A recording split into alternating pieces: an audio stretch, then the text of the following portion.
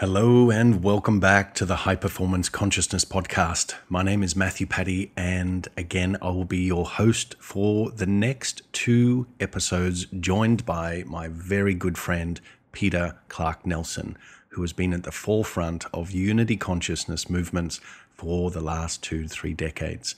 So what you're about to listen to is a 2-part episode with an interview I did with Peter not that long ago, all about the rise and the return of the mystic. So more and more people are becoming increasingly interested and aware of mysticism.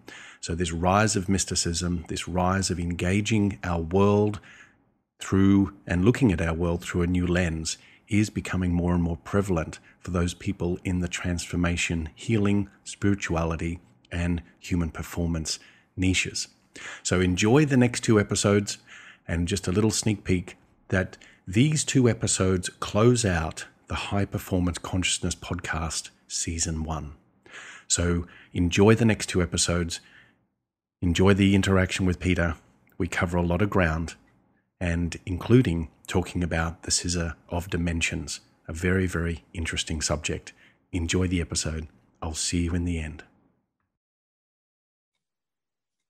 Hey, what's going on, beautiful souls? This is Peter Clark Nelson, and I want to personally welcome you to a new episode of the New Earth Leaders Podcast. This is the podcast that takes you on a multi-dimensional journey and shows you how to be seen, heard, felt, and valued as a New Earth leader. And as you heard in the introduction, I am joined by one of my dear friends, Matthew Paddy. How's it going, Matthew? Awesome, Peter. Awesome. It's been a while since we both connected in this style, interview-wise, but very good to be here and having this conversation today. It's exciting what we've got planned. Very much so. So let's just dive right into it, and let's talk about what is mysticism. Well, I could go to the theoretical definition, but I'd rather engage the personal definition, just from my personal experience. So mysticism is really an appreciation of the natural laws. Mysticism in itself is a view of reality that transcends the animalistic mind of the human, or animalistic mind of human nature. So in common sense sort of language, it's essentially seeing what has always existed, the interrelationship between all sentient beings, all life, can call it the force, and leaning into that and engaging it and learning about, natural law and the natural relationship that all things have, so that we transcend the illusion of separateness, or transcend the illusion within the animalistic mind of the human being that we are finite, or we are limited. Yeah, and I love that answer. And, one of the things I know we're going to be, when you were saying just a second ago, like, this is an exciting topic. Yeah. As I was saying in the introduction, we're going to be talking about things that are really just opening people's eyes about mysticism. And one of the phrases that you had used during a recent conversation you and I had is that you felt that this is an age of the return of the mystic. And, as you were also alluding to, yes, we've had some podcast interviews before. You were on one of my first podcasts a few years ago. And while we certainly talked about some pretty amazing multidimensional topics, it's just things that have evolved over the last 3 to 4 years. And when we look at the world itself, and I love the fact that you're bringing this idea of mysticism into a conversation to where people can begin reframing their idea of not only what a mystic is, but looking within themselves and realizing that it's a natural part of being a human being. It just, the idea of it has been stripped out of our current everyday reality. And you're bringing in this practical approach to mysticism, which I think is not only needed, but it's been a long time coming. So when you talk about this being the new age, or not the new age, but the age of the return of the mystic, how do you frame that? Like, how would you explain that to somebody that might just be getting introduced to the idea of mysticism, or maybe they already have a preconceived idea of what it means, but just hearing it from you might just expand their consciousness a little bit, or a lot. Yeah, or a lot.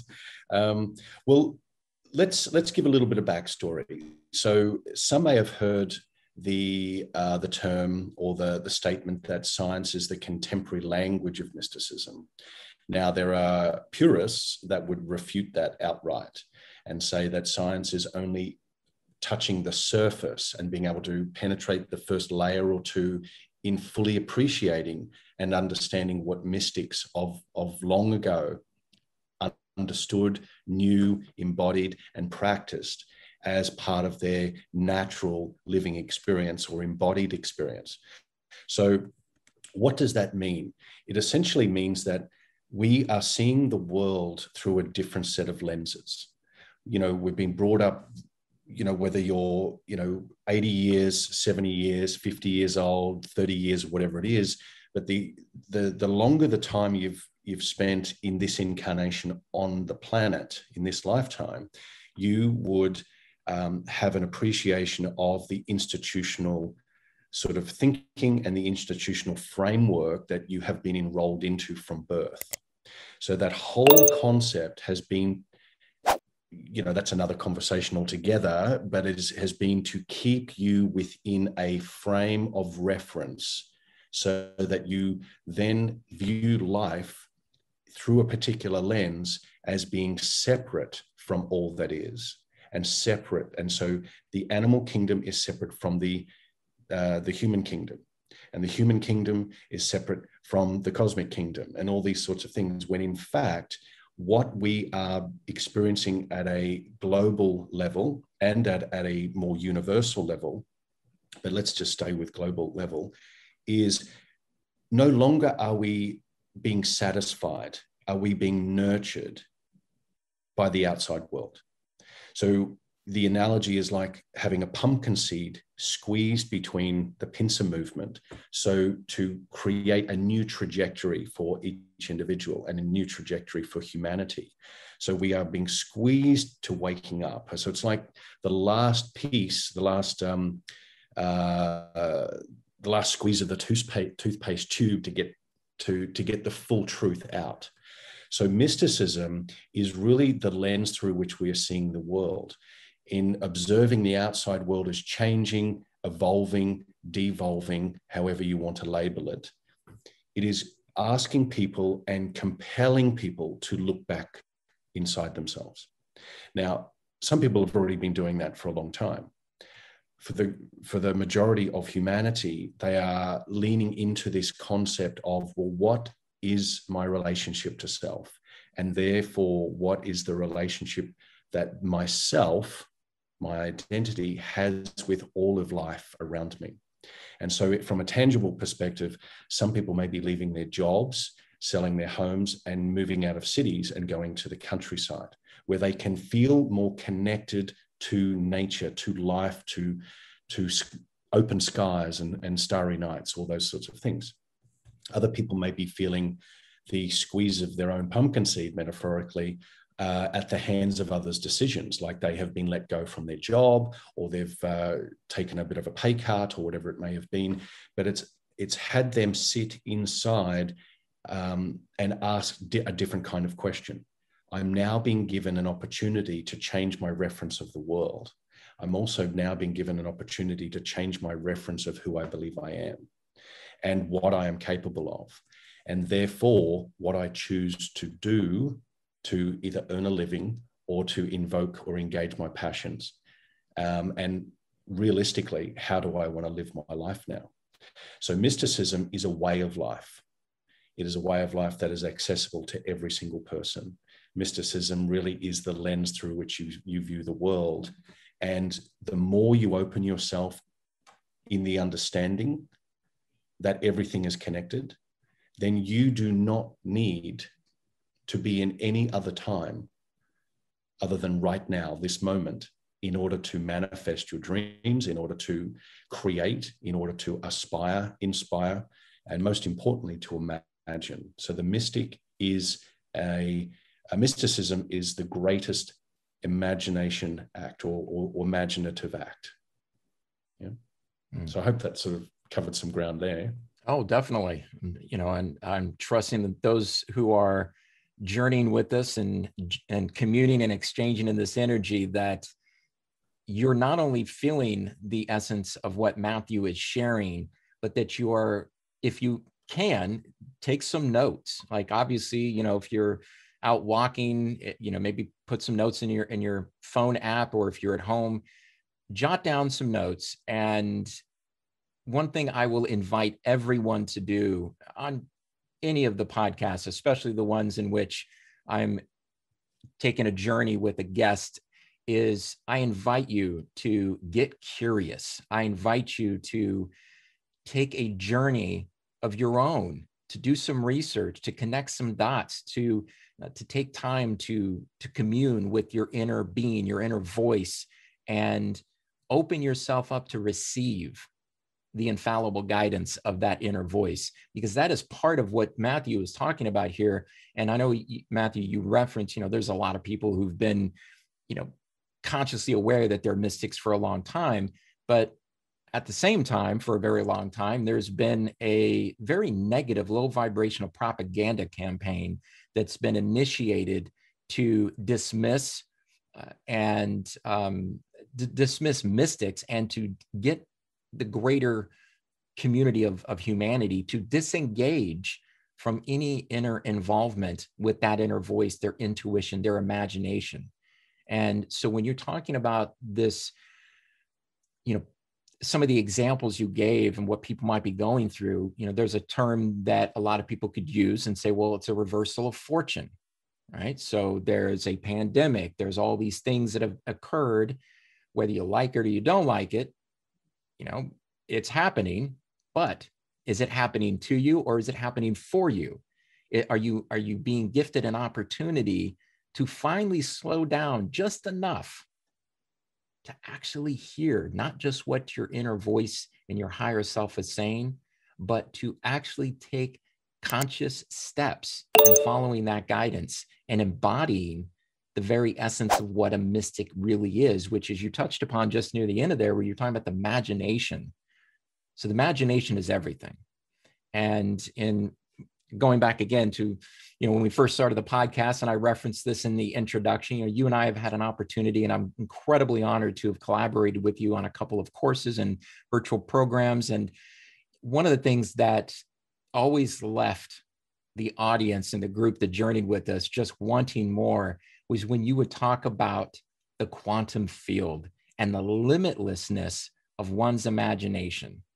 So let's talk just a little bit about that concept and how this dovetails into being a mystic in this particular time of the world.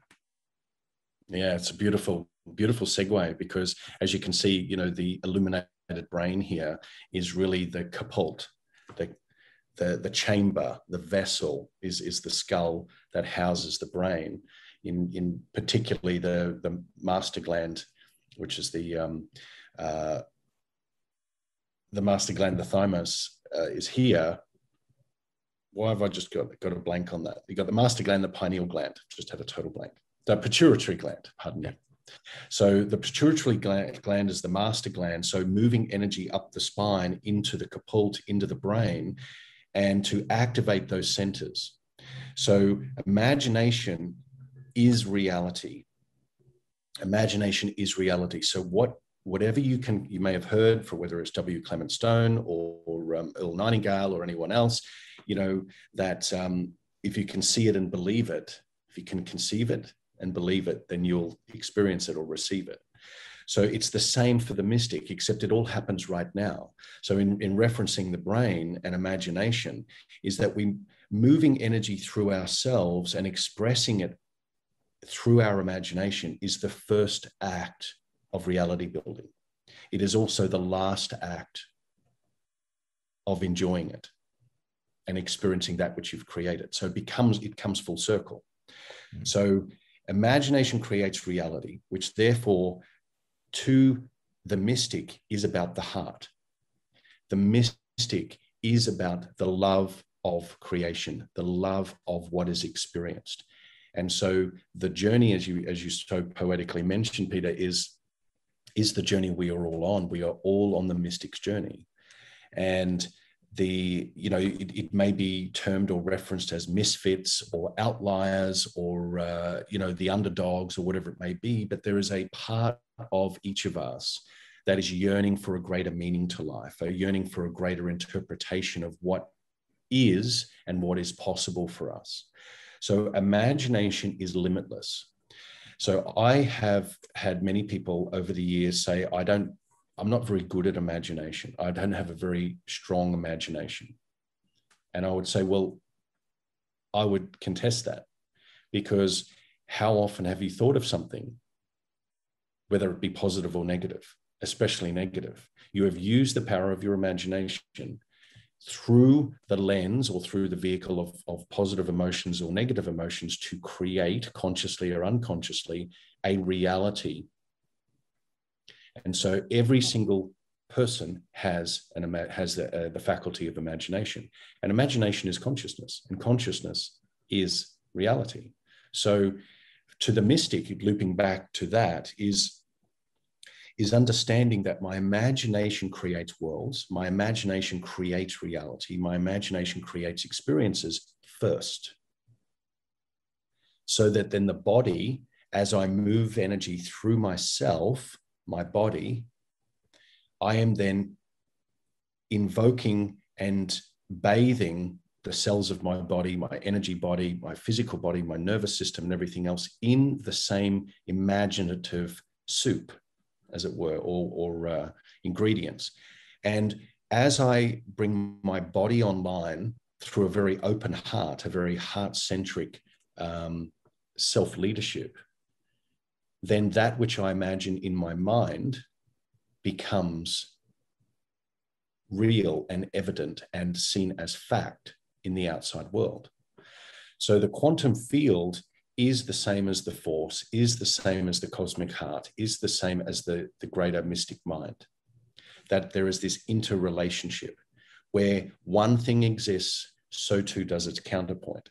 So if you were thinking of the worst possible outcome in this moment because your body's addicted to that type of stimulus and cycling that pattern or wave of potential, then so too does its counterpoint exist in that moment as well. So the very worst outcome is balanced in the universe by the very best. So in this moment, I have an opportunity as a mystic to understand the relationship and the interplay between both aspects of creation and choose which I prefer and which I will give attention to. So then the quantum field essentially is accessed through the subconscious mind. The subconscious mind is feeling based. It is the feminine principle. And so if the door to the quantum field is through the subconscious, and the door to the quantum field is through feeling, and the subconscious mind, like the quantum field, is non-judgmental. It is unconditional. It will use exactly what you give it. The instructions through the language of feeling is what the field uses in order to return to you multiplied that which you have given attention to. So now the mystic understands, you could say like the Jedi master in a way, that everything has a relationship. And therefore, if everything has a relationship, there is no one-sided universe that is stable. Because if there's a universe that is predominantly light, there is also its counterpoint, which is a universe that is predominantly dark. And so both must exist in of themselves, but together to balance and bring harmony to the universe, which is also the same for the self. So when I see that I am not the physical body, I am the quantum field expressing itself through this skin bag of emotions. And the skin bag of emotions is in direct relationship or communion with the field around me and within me. So now there's interplay, and you can start to sort of, whether you have, magical, mystical, alchemical, religious sort of intonations of great people in the past, books have been written, there's texts, there's studies on them and all the rest.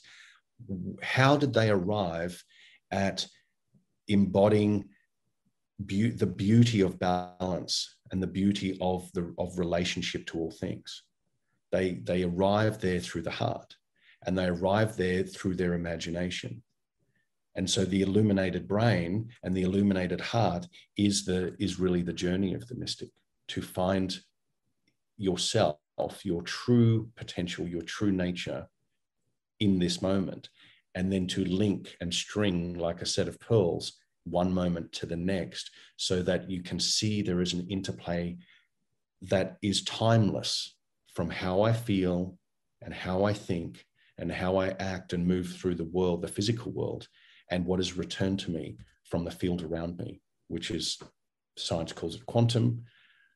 Some may call it God, some may call it the universe, whatever you want to call it, infinite intelligence. Wow. Well, I'm going to sort of paraphrase a quote that you said on a few courses and that we'd collaborated on. I know when you completed a very deep, multi-dimensional, expressive thought, you usually stopped and just asked if anybody was drooling yet and if you'd lost them. So I'm going to take that and sort of apply that to the audience. Yeah, if you're sitting there drooling, just going, what in the world did Matthew just say? That's fine. You can always go back and re-listen to that part again. And for a lot of you, I would have to go on a limb and assume that most of you who are journeying with the New Earth Leaders podcast, it is because you looked within yourself. And whether you use the term mysticism or mystic, or even if you and call yourself a New Earth Leader, you identify with the essence of what a mystic is. You identify with what a New Earth Leader is. And as I've said before publicly, and I mentioned this in some of the initial podcast episodes, it's not about being in the public eye, being a New Earth Leader. Being a mystic does not mean that you are also in the public eye. Being a mystic is a natural expression of your true, authentic self. Therefore, when you're embodying what I've referred to as the 3 pillars of unity consciousness, self-love, self-empowerment, and self-governance, then the way in which you're called and guided to show up in your unique and distinct expression of a New Earth Leader, that's you living your authentic essence.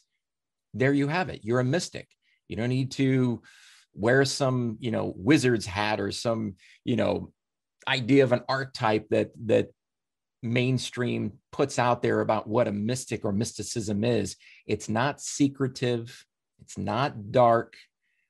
It is the essence of light. But as Matthew, you said, and I think this is really crucial for people to not just intellectually get, but to embody it. You talked a lot about the balancing of the energies, and you shared about the feminine, you referenced the feminine energy. And anybody that's following this podcast or any of the work that I've done over the years, I regularly bring in the divine feminine, divine masculine energies. In fact, when I refer to the divine creative life force energy that flows into and through all of us, I'm referring to the spark of life, the spark of life itself from the womb of nothing and the womb of everything, the divine mother. And it doesn't matter what we consider ourselves as far as a gender, every single thing of life has the divine feminine, divine masculine energies running through it. So a lot of, I think what's really important, Matthew, about what you're sharing is it's consciously being aware of the balance and the nature of the universe, and that we are one with this. Yes, we may be here and in these physical forms, as you hilariously said, was it a skin bag of emotions? Oh man, that's fucking brilliant. Yeah. I love that. I had to contain myself from laughing when you were talking, but yeah. So here we are as the skin bag of emotions. We have had our sense of identity literally stripped out of us through the educational system. As I said just a little while ago about, when people look at what's happening in the world, is it happening to you or happening for you? That's a choice. And if you feel like what used to be your ideal life and you feel like you've had a reversal of fortune and you want to change it and get back to a better life, well, I can tell you, if you're going through a reversal of fortune in your life, the key to becoming more fulfilled is a reversal of your educational process. And I understand that's incredibly scary for a lot of people that have spent the majority of their life basing their sense of self-worth on their education. And I'm not saying the education that you personally have gone through, okay, for those of you listening, I'm not saying your education is worthless. I'm saying that if you truly want to take things to another level as a human being, and you want to be in true control of your emotional state, then it doesn't, you got to go past the intellectual part. And as Matthew's been talking about, there are many layers to this. This is the true essence of the educational process. It's an inside out journey, not an outside in journey or an outside only. And when you talk about your emotions and, you know, balancing your feminine and masculine energies and harmonizing with them, I'll tell you, when it comes to the reversal of education, I'm not just talking schooling. I'm talking about the way human beings have been programmed to believe that feminine energy is weak and all of this other stuff that is called pseudoscience. It's not pseudoscience. And I just want to be very clear that, you know, I have a deep level of respect for people in the scientific and technological fields, but it's going to come very soon where people are going to realize what they call science is actually pseudoscience. And what Matthew's talking about, that's the next level. And so with that said, I want to segue into another part of this conversation that has to do with what the open-minded scientific minds of the world, what they have been really showing is that the ancient mysticism is not only real, but it's measurable. And once it's measurable and people begin to understand this, it becomes easier for the average person to replicate it and to start this journey. So you have been beautifully dabbling in both worlds for quite some time. And so I'd love for you to share a little bit about your experience and what you've researched and what you have seen with regards to the scientific community beginning to validate and to illuminate what mystics have known for centuries, and equally so, how this plays a role in a person's everyday practical day-to-day life. Wow, yeah, that's a big subject. That's volumes right there. That's an entire year's worth of episodes right there. Absolutely. Yeah, it's the Encyclopedia Britannica on steroids right there.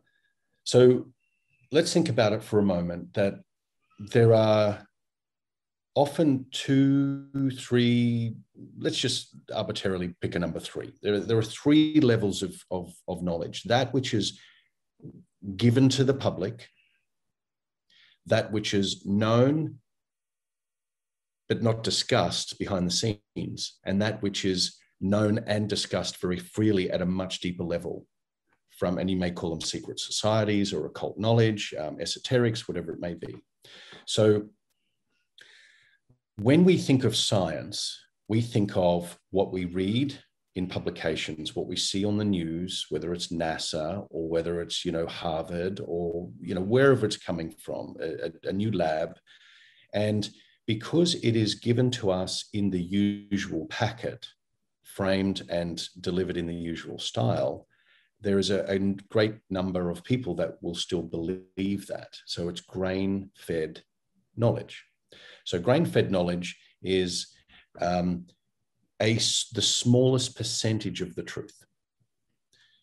When you start to look at what happens behind the scenes and just make it really, really clear that if everything is energy, and energy is in a constant state of motion, then just through that alone, you can appreciate that if I'm sitting on a chair, if I'm looking at a screen, if I'm driving an automobile or riding a horse or standing in a lecture theatre or whatever it may be, that everything is energy, which means when I appreciate that everything I see outside of me is vibrating at a slightly different rate to give the appearance of solidity, this being more solid over this, this feels hard, this feels plastic, this feels, gaseous or whatever it may be, then you will start to ask other questions, which is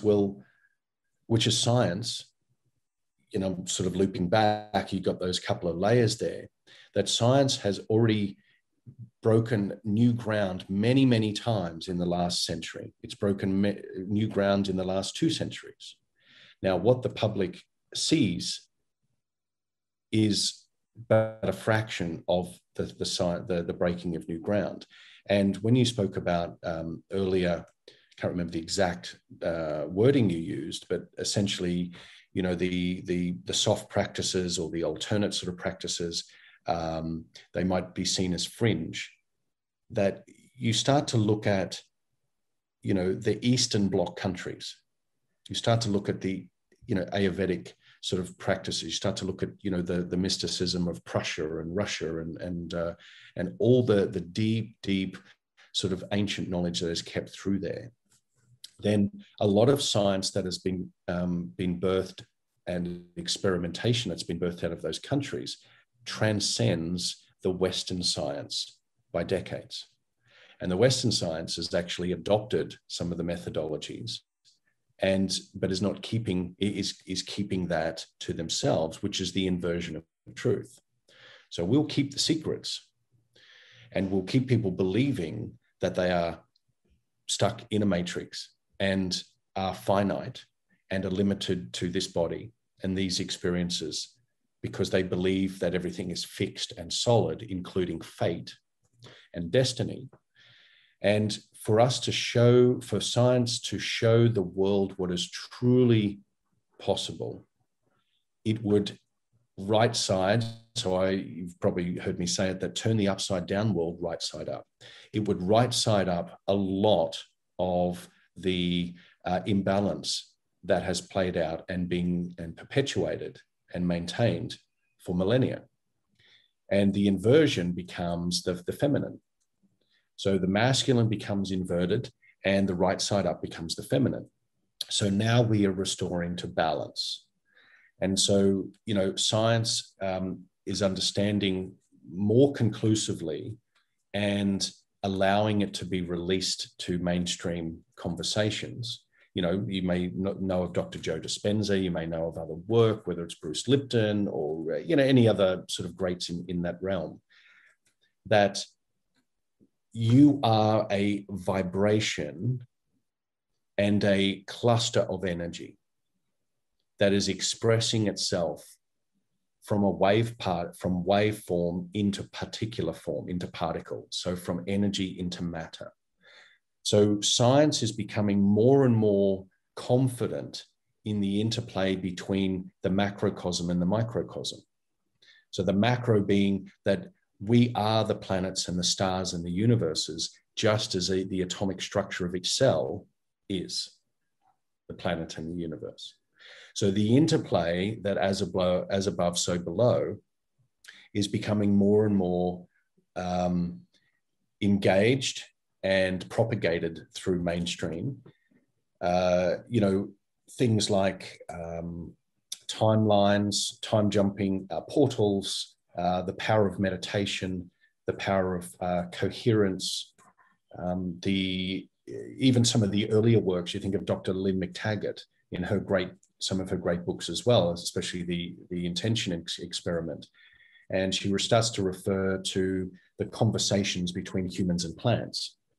And so plants are a sentient consciousness. And so this whole interconnectivity between all living, all life has always been known at the mystical level, at the esoteric level. But science being governed by, dare I say it, the powers that be, this then becomes the depolarizing equation. So now, instead of knowledge being known but being hidden, is now being brought to light, which is the pumpkin seed analogy, that we are being squeezed into awakening to a new level of awareness of self and our position in the cosmos as the cosmos. and the interplay between the macro and the micro. So if everything is energy, and energy is never fixed, and it is in constant state of movement, then the quantum fields that science is sort of bending itself around, understanding and appreciating more and more, is unfathomable. So science can only prove what it can prove, and yet mysticism completely understands and appreciates that not all things can be known. In fact, what is known is truly unknown to the self. Beautifully said. So there is this wonder, this element of mystery of life, which is where the mystic lives. Absolutely. And this takes us back to what I was referring to earlier, just encouraging all of you who are journeying with Matthew and myself in this episode, is to tap into the power of curiosity. So if you're fixed in what you believe is true, then you have little to no curiosity. And if you think about the old phrase, curiosity killed the cat, that's a dark spell. That's what you call a seed of a program designed specifically to frighten you from being curious. And another thing that we've heard is keep your nose to the grindstone, stay in your lane. These are all subtle spells to keep you from looking into the areas and the spaces and places that truly empower you. So you talk about this, the powers that be. There is a very specific reason why there's only a tiny fraction of truth shared. And it's very simple. There's not a complicated reason for it. It's to profit, not necessarily just off of money, but to profit from controlling a large mass of people and keeping them docile to a point where they're obedient. So self-love is looked upon as selfish, self-empowerment is looked upon as being arrogant, and self-governance is looked upon as being a terror threat. So those are the three pillars of unity consciousness. And when you talk about energy is everything, to really understand, I'm saying this to everybody who's listening to this, if you really want to understand what Matthew is truly saying about the world of mysticism and why is it that we don't hear a lot about it? Well, again, that's a simple answer. It's not complicated. We have been a part of a multidimensional war against unity consciousness, not just in the recent age, but across time. But as Matthew also alluded to, we do not have to be victims of time. Once we understand, as what Matthew's talking about, and we begin to tap into and unleash the power of our imagination, then we become aware that we are the creatrix and creators of our own reality. But the reason I mentioned what I just said here is because it's actually a very crucial part of this entire podcast series and everything I'm doing through New Earth Media, New Earth Leaders. And that is this: if we're going to talk about being in a new earth, if we're going to talk about a higher vibrational reality, then it's important to understand what is it that has kept us in a state of deep fear. Why is it that it looks as if what Matthew is talking about is coming from a science fiction movie, when in fact, as he said, science has proven this stuff is true? And not only that, but we don't have to know everything. And when we give ourselves the freedom, or the Sanskrit word of freedom, which is moksha, when we give ourselves the ability to not know, and we surrender this insatiable appetite to know everything, when we do that, we are freeing ourselves to be more of our true self. So part of this, and going back to the whole concept of this episode and the whole podcast series, is that to be a New Earth leader, again, doesn't mean you're in the public eye, but it does really mean that for those of you who are going to be called or have already been called into a leadership position, whatever that might be, it's to understand that there are role models out there. There are really beautiful reflections like Matthew, that to live in this world of mysticism, it's fun, it's abundant, it's liberating, it's fulfilling, it's blissful. and it's lucrative. And that is not a bad thing. I mean, so this is part of what we're talking about here, is that to be a different kind of leader is going to be requiring a few things. And we talked about it earlier, right? Self-love, self-governance, and self-empowerment. But there's another piece to that is a through line. And it's something, Matthew, I want you to talk a bit about this. And it is responsibility.